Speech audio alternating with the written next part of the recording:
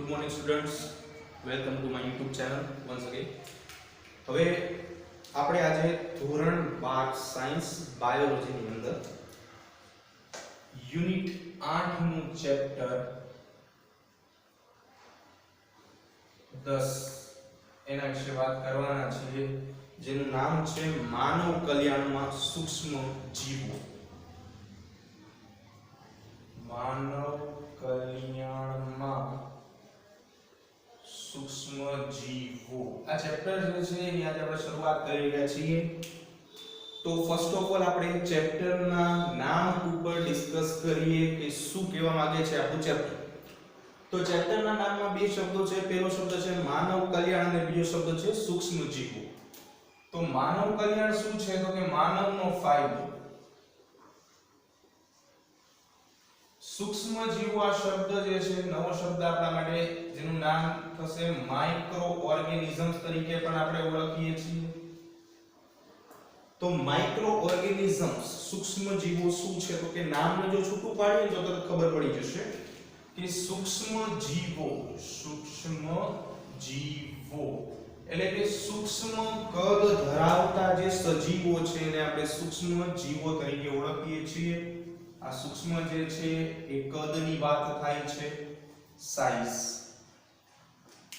તો સૂક્ષ્મ જીવોને તમારે જોવા હોય તો આપણે જનરલી શું કરીએ છીએ? સૂક્ષ્મ જીવોને જોવા માટે માઇક્રોસ્કોપ એટલે કે સૂક્ષ્મ દર્શક યંત્રનો આપણે ઉપયોગ કરીએ છીએ, કારણ કે અતિ સૂક્ષ્મ છે. સામાન્ય રીતે નરી આંખે આપણે તેમને જોઈ શકતા નથી. રાઈટ? ઓકે. તો આગળ વાત કરીએ કે માનવ કલ્યાણની અંદર એટલે કે માનવના ફાયદામાં સૂક્ષ્મ જીવો કેવી રીતે ઉપયોગી બનશે એની આપણે વાત કરવાની છે. જનરલી શું છે કે સૂક્ષ્મ જીવો મોટા ભાગે રોગ ફેલાવતા હોય, અને જે સૂક્ષ્મ જીવો રોગ ફેલાવે એને રોગકારક તરીકે આપણે ઓળખીએ છીએ, પેથોજન્સ.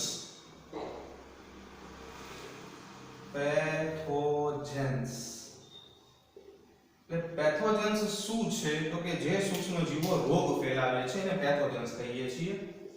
જે સૂક્ષ્મ જીવો રોગ ફેલાવે છે તેને આપણે પેથોજન તરીકે ઓળખીએ છીએ. પણ આ જે વાત છે એ નુકસાનકારક વાત છે, આપણે ફાયદાની વાત કરવાની છે. ઓકે, તો આ ચેપ્ટરમાં આપણે સૂક્ષ્મ જીવો કેવી રીતે મનુષ્યને ઉપયોગી છે એના વિશે વાત કરીશું. તો ફર્સ્ટ ઓફ ઓલ આપણે વાત કરીએ કે સૂક્ષ્મ જીવો ક્યાં જોવા મળશે, એટલે કે એનું નિવાસ સ્થાન. ઓકે, તો સૂક્ષ્મ જીવોનું નિવાસ સ્થાન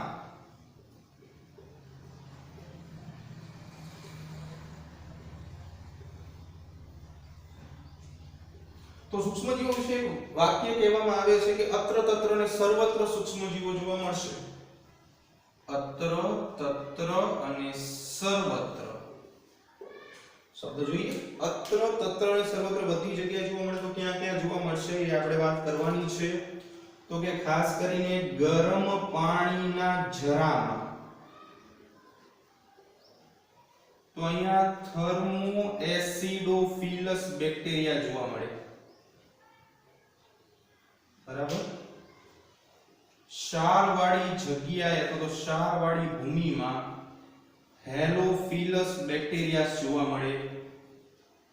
સાથે સાથે બીજી વાત કરીએ કે કળણ ભૂમિ, એમ કાદવ કીચડવાળી ભૂમિ, ખાસ કરીને જ્યારે આપણે મિથેન યુઝ કરીએ છીએ ત્યાંથી આપણને મિથેનોજેન્સ બેક્ટેરિયા ઉત્પન્ન થયેલા જોવા મળે. મિથેનોજેન્સ બેક્ટેરિયાની જો વાત છે તો આ બેક્ટેરિયા જે છે એ CH4 મિથેન વાયુ ઉત્પન્ન કરે કે જેને માર્સ ગેસ તરીકે પણ ઓળખવામાં આવે છે. ખાસ યાદ રાખજો, અગત્યનો પોઈન્ટ આપણા માટે બનશે માર્સ ગેસ અથવા તો માર્સ વાયુ.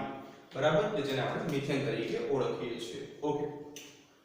બીજું તો કે જે આપણે ત્રણ વાત કરી છે, આ અસામાન્ય પરિસ્થિતિમાં જે બેક્ટેરિયા વસે છે, એટલે આ ત્રણ બેક્ટેરિયા જે છે જે અસામાન્ય પરિસ્થિતિમાં વસવાટ કરે છે. તો અસામાન્ય પરિસ્થિતિમાં વસવાટ કરતા હોવાથી આમને એક અલગ વિભાગમાં મૂકીએ છીએ, જેને આપણે આર્કી બેક્ટેરિયા તરીકે ઓળખીએ છીએ. 11મા ધોરણમાં આપણે અભ્યાસ કરી ગયા છીએ, બરાબર છે. આર્કી બેક્ટેરિયા. આના સિવાય બરાબર તમે મુઠ્ઠી ભરીને માટી લ્યો તો પણ તેમાં અસંખ્યની માત્રામાં તમને બેક્ટેરિયા જોવા મળે છે. વાયરસ, બેક્ટેરિયા બધા જે સૂક્ષ્મ જીવો છે જે આપણા વાતાવરણમાં પણ જોવા મળે છે, બધાથી આપણને રોગ પણ થતો નથી, રાઈટ? ઓકે. તો હવે વાત છે કે સૂક્ષ્મ જીવોમાં આપણે કોનો સમાવેશ કરીએ છીએ. જો તો સૂક્ષ્મ જીવોના ઉદાહરણો કે જે આપણે ઉપયોગમાં લઈશું, બરાબર. તો સૂક્ષ્મ જીવોની અંદર વાત કરીએ તો આપણે સૌથી પહેલા જીવાણુ કે જેને અંગ્રેજીમાં આપણે બેક્ટેરિયા તરીકે ઓળખશું. બીજા નંબર ઉપર વિષાણુ એટલે કે વાયરસ તરીકે જેને આપણે ઓળખીએ છીએ. આના સિવાય ફૂગ, ફંજાઈ, સાથે સાથે કેટલાક પ્રજીવો, પ્રોટોઝોઆ, સાથે આપણે વાત કરીશું અહીંયા વિરોઇડ્સ એન્ડ પ્રિયોન્સ વિશે, બરાબર છે. જીવાણુ એટલે કે જીવનો નાનામાં નાનો અણુ બેક્ટેરિયા તરીકે ઓળખાય છે. વિષાણુ વિષનો નાનામાં નાનો અણુ એટલે કે ઝેર કહેવાય, વિષ પ્લસ અણુ. ફૂગ, પ્રજીવો અને વિરોઇડ્સ. જો કે જીવાણુ જે છે એ જીવનો નાનામાં નાનો અણુ છે, જીવ પ્લસ અણુ. એવી રીતે વાયરસ, વિષ, જે શા માટે વાયરસ જે છે એને આપણે આવું કહીએ છીએ? કારણ કે એની અંદર જનીન દ્રવ્ય જે છે, જનીન દ્રવ્ય છે RNA is called ribonucleic acid, ribonucleic acid, right? જે ઝેરીપણા માટે જવાબદાર છે. અને વાયરસ વિશે આવી એક વાત પણ છે કે વાયરસ જે છે એ સજીવ અને નિર્જીવને જોડતી કડી છે. વાયરસ એ સજીવ અને નિર્જીવને જોડતી કડી છે.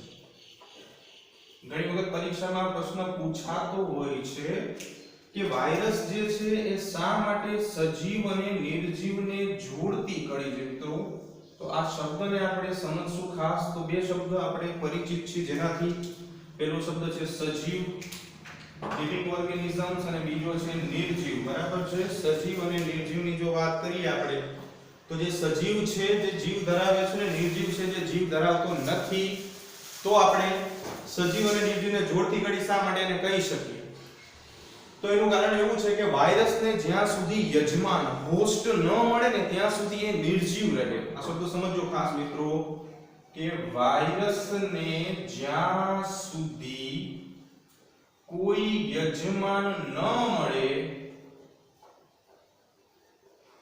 ત્યાં સુધી વાયરસ જે છે એ નિર્જીવ રહે. પણ જ્યારે યજમાન મળે એટલે શું થઈ જાય? સજીવ બની જાય છે. કેવી રીતે? જો ફોર એક્ઝામ્પલ આપણે એક ઉદાહરણ સમજીએ મિત્રો કે આ એક વાયરસનો કોષ છે, વાયરસ છે. ચાલો, ધીસ ઇઝ અ વાયરસ. આ વાયરસ અત્યારે વાતાવરણમાં છે તો એ નિર્જીવ સ્વરૂપે હશે, પણ જેવો એને કોઈ હોસ્ટ એટલે કે યજમાન કોષ મળે છે, ઉદાહરણ તરીકે આ યજમાન કોષ છે, હોસ્ટ સેલ, બરાબર છે. તો આ વાયરસ શું થશે? તો કે યજમાનના સંપર્કમાં આવશે, અને જેવો એ સંપર્કમાં આવશે એટલે યજમાનમાંથી પોષણ પદ્ધતિ મેળવશે, એટલે હવે જે નિર્જીવ વાયરસ હતો એ શું થઈ જશે? સજીવ થઈ જશે. ઓકે. ફૂગ વિશે આપણે જાણીએ છીએ. પ્રજીવો, અમીબા, પેરામીશિયમ, પ્રોટોઝોન્સ, વિરોઇડ્સ, આ શબ્દથી આપણે પરિચિત છીએ. થોડી ઘણી માહિતી છે, તો ચાલો થોડી ડિટેલમાં વાત કરીએ. તો વિરોઇડ્સ જે છે એ વાયરસ કરતા પણ કદમાં નાના ઝેરી ઘટકો છે. આ બધા શું છે? તો કે વાયરસ કરતા પણ નાના ઝેરી ઘટકો છે. ઓકે. બીજી વાત છે પ્રિયોન્સની. પ્રિયોન્સ જે છે વાયરસ જેવા છે, પણ બંનેમાં ફેર ખાલી એટલો છે કે પ્રિયોન્સ જે છે એ ફરતેની બાજુએ પ્રોટીનનું આવરણ લગાડે છે. પ્રિયોન્સની ફરતે શું જોવા મળે? એક પ્રોટીનનું આવરણ જોવા મળે છે જે વિરોઇડ્સમાં ગેરહાજર હોય છે. આ બંને વચ્ચે માત્ર એક આ જ તફાવત તમને જોવા મળશે. બરાબર છે મિત્રો? તો આ બધું સાથે લખતા જશું એટલે તમને વાંચવામાં પણ મજા આવશે. બરાબર છે?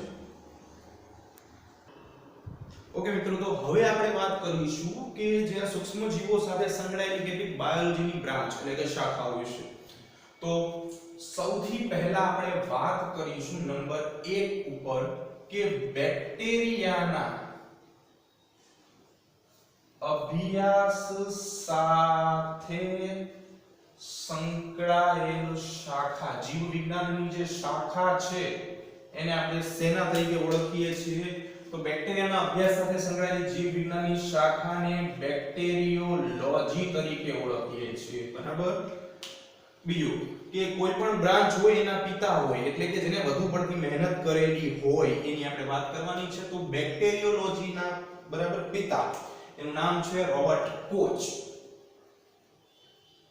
રોબર્ટ કોચ કે જેમને ફાધર ઓફ બેક્ટેરિયોલોજી તરીકે આપણે ઓળખશું. નંબર 2 કે ફૂગના અભ્યાસ સાથે સંકળાયેલ શાખા, તો આ કઈ શાખા છે? તો એને માઇકોલોજી તરીકે ઓળખવામાં આવે છે મિત્રો. માઇકોલોજી. બરાબર છે. તો માઇકોલોજી બ્રાન્ચ જે છે એના પણ પિતા છે જેનું નામ છે માઇકેલી, કે જેને આપણે ફાધર ઓફ માઇકોલોજી તરીકે ઓળખશું. નંબર 3 ઉપર વાત કરીએ આપણે કે વાયરસના અભ્યાસ સાથે સંકળાયેલ શાખા, બરાબર.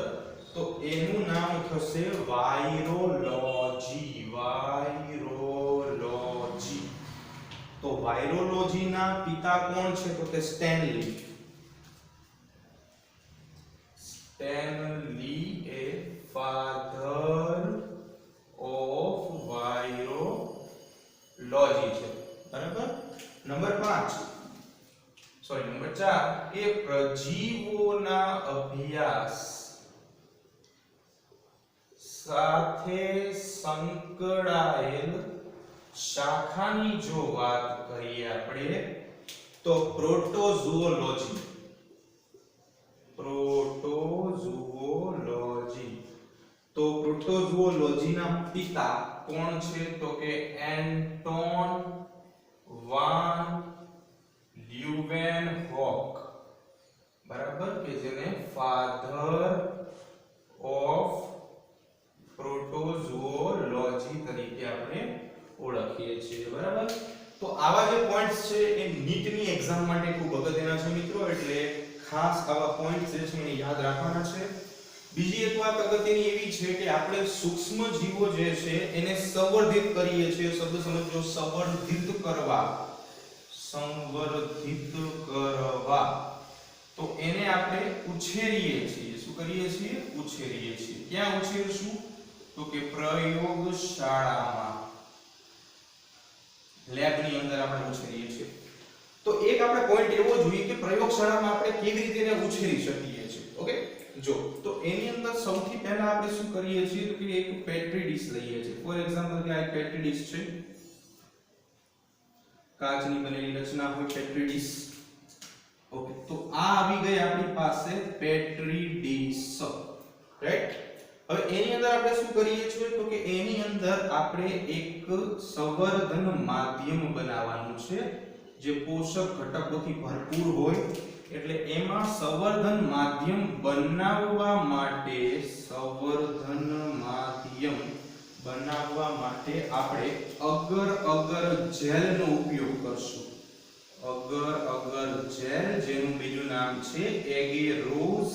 આ જે જેલ છે એ જેલિડિયમ નામની દરિયાઈ લીલમાંથી મેળવવામાં આવે છે. જેલિડિયમ નામની દરિયાઈ રાતી લીલ. બરાબર. એની અંદરથી આ માધ્યમ જે છે એ મેળવવામાં આવે છે, આ જે અગર જેલ. બરાબર છે.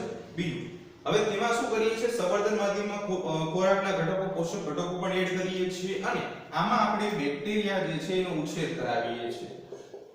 તો તમને પ્રશ્ન થાય કે આપણે બેક્ટેરિયા ક્યાંથી લાવવા મળી જાય? બરાબર છે, ઘરની અંદર જ હોય. ઉદાહરણ તરીકે મારે ઘરમાંથી બેક્ટેરિયા મેળવવા હોય તો હું શું કરું? તો કે આપણે છાશ ખાઈએ છીએ, જે બને છે શેમાંથી? દહીંમાંથી બને. તો દહીંની અંદર પણ બેક્ટેરિયા છે, આપણે આગળ અભ્યાસ કરશું, જેને LAB બેક્ટેરિયા કહેવાય, લેક્ટિક એસિડ બેક્ટેરિયા. તો એ બેક્ટેરિયા આપણે ડાયરેક્ટ ઘરમાંથી મેળવી શકીએ છીએ, લેક્ટિક એસિડ બેક્ટેરિયા. તો આ રીતે આપણે શું કરીએ છીએ? આનું સંવર્ધન કરીએ છીએ. હવે મિત્રો, બેક્ટેરિયા જે છે, દરેક સૂક્ષ્મજીવ છે એ આકારમાં વિવિધતા ધરાવે છે, તો એની આપણે થોડી વાત કરવાની છે. તો એક નાનો એવો પોઈન્ટ છે, બેક્ટેરિયાના કેટલાક આકાર. ધોરણ 11 માં આપણે ભણી ગયા છીએ, પણ એક મેમરાઇઝ થઈ જાય એના માટે આપણે ફરીવાર આ ટોપિક જોઈએ, બરાબર? તો બેક્ટેરિયાના મુખ્ય જે છે એ 4 આકારો છે. મુખ્ય તો એની અંદર એક જે છે એ દંતાણુ બેક્ટેરિયા, બેસિલસ કહેવામાં આવે. બીજા જે છે એને વક્રાણુ બેક્ટેરિયા એટલે કે વિબ્રિયો કહેવામાં આવે. ત્રીજો જે છે એને ગોલાણુ બેક્ટેરિયા એટલે કે કોકસ કહેવામાં આવે. અને ચોથો જે પ્રકાર છે એને કુંતલાકાર બેક્ટેરિયા એટલે કે સ્પાઇરલ શેપ અથવા તો સ્પિરિલિયમ બેક્ટેરિયા તરીકે પણ ઓળખવામાં આવે. તો દરેકના આકારો આપણે જોવાના છે. દંડાણુ આકાર જે છે એ આવો દંડ જેવો આકાર હોય, આવી રીતે like this. વક્રાણુ જે છે એ વક્રાણુ બેક્ટેરિયા જે છે એ કોમા શેપના હોય, આવી રીતે અલ્પ વિરામ જેવો આકાર હોય. ગોળાણુ જે છે ગોળાકાર સ્વરૂપે હોય, like this. અને કુંતલાકાર જે છે એ આવા કુંતલ સ્વરૂપે હોય, સર્પાકાર બેક્ટેરિયા તરીકે પણ ઓળખવામાં આવે છે, આવી રીતે હોય, બરાબર છે.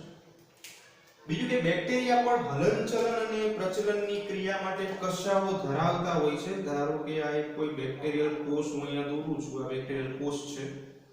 તો આ બેક્ટેરિયલ કોષ જે છે એમાંથી આવી રીતે કશા જે છે બહાર આવતી હોય છે. આ કશા જે છે ફ્લેજેલા કહેવાય, જે હલનચલનની ક્રિયામાં ઉપયોગી છે. હલનચલન અને પ્રચલન, બરાબર, ની ક્રિયામાં ઉપયોગી બને. અને જો કશાની હાજરી હોય તો બેક્ટેરિયા ચલિત હોઈ શકે. ઓકે, આવી નાની વાત આપણે એક વાયરસની કરવાની છે, જેનું નામ છે બેક્ટેરિયોફેજ વાયરસ અથવા તો ખાલી ફેજ વાયરસ. બેક્ટેરિયોફેજ વાયરસ અથવા તો ખાલી ફેજ વાયરસ. આ બેક્ટેરિયોફેજ વાયરસ જે છે એ જીવાણુ એટલે કે બેક્ટેરિયાને ચેપ લગાડે છે. જીવાણુ એટલે કે બેક્ટેરિયાને ચેપ લગાડે છે. તો આ બેક્ટેરિયોફેજની આપણે વાત કરી, આકૃતિ જોવાની છે, બુકની અંદર પણ આપેલી છે. તો જે બેક્ટેરિયોફેજ વાયરસ છે એ મુખ્યત્વે 3 ભાગોમાં ડિવાઈડ થઈ ગયેલો છે. તો સૌથી ઉપરનો જે ભાગ છે જેને શીર્ષનો ભાગ કહેવામાં આવે છે, શીર્ષ હેડ. વચ્ચેની બાજુએ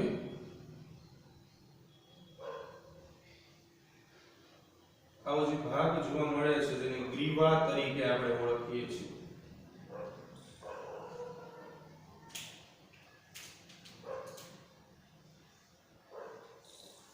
ગ્રીવા, નેક, અને આ જે છે જેને પૂંછડી એટલે કે ટેલ તરીકે ઓળખીએ છીએ. આ જે ભાગ છે આવી રીતે આમ જોવા મળતો હોય છે, એને કોલર તરીકે ઓળખવામાં આવે છે. તો આવા 3 અલગ અલગ ભાગો જે છે એ બેક્ટેરિયોફેજના પડે છે. હવે જો સેન્ટરની અંદર વાત કરીએ શીર્ષમાં, તો શીર્ષની અંદર બેક્ટેરિયોફેજમાં ન્યુક્લિયોપ્રોટીન આવેલું છે. 50% ન્યુક્લિક એસિડ, હું શોર્ટમાં એને લખીશ, સમજી જજો. અને પ્લસમાં 50% પ્રોટીન. બરાબર આ બંને સંયુક્ત રીતે આ શીર્ષની અંદર આવેલા હોય છે ફોર એક્ઝામ્પલ કે હું અહીંયા રીતે દર્શાવું છું એક તો આવી રીતે અંદરની બાજુ જોવા મળે છે બીજું કે આગળ આપણે શું વાત કરી કે જીવાણુ એટલે બેક્ટેરિયાને બેક્ટેરિયોફેજ ચેપ લગાડે છે એટલે કે આ જીવાણુ ઉપર જીવના બેક્ટેરિયા થઈ ગયા તો એના માટે આખે આખું લાઈફ સાયકલ છે જે બહુ હાઈ લેવલમાં આવી જાય પણ આપણે સમજશું કે કેવી રીતે લગાડે છે બરાબર તો જો એની અંદર વાત એવી છે કે જે પૂંછડીનો ભાગ છે અહીંયા લાઇસોઝાઇમ ઉત્સેચક આવેલું આ લાઇસોઝાઇમ જે છે એ કેવી રીતે કામ કરે છે એને આપણે સમજાવીએ તમને કે ફોર એક્ઝામ્પલ કે આ કોઈ બેક્ટેરિયલ કોષ છે આ બેક્ટેરિયલ કોષ ઉપર જ્યારે બેક્ટેરિયોફેજ જે છે